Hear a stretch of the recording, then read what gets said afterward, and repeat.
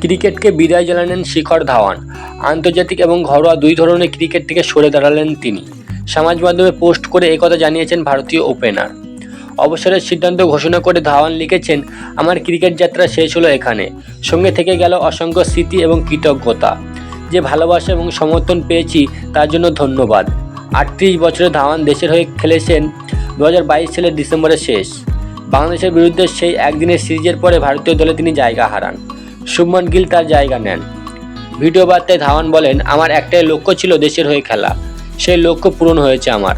অনেককে ধন্যবাদ। প্রথমত আমার পরিবার, আমার ছোটবেলার কোচ তারক সিং এবং মদন শর্মা। এদের প্রশিক্ষণে আমি ক্রিকেট শিখেছি। তারপর ধন্যবাদ দেবো আমার গোটা দলকে, যাদের সঙ্গে আমি খেলেছি এবং একটা পরিবার পেয়েছি। সবার ভালোবাসা আর সমর্থন পেয়েছি।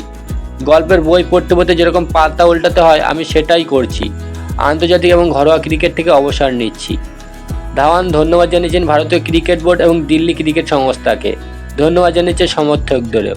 তিনি বলেন, দেশের হয়ে খেলতে পেরে আমি ধন্য। বিসিসিআই ও ডিডিএস আমাকে সুযোগ করে দিয়েছিল, সেই সঙ্গে পেয়েছি সমর্থকদের ভালোবাসা।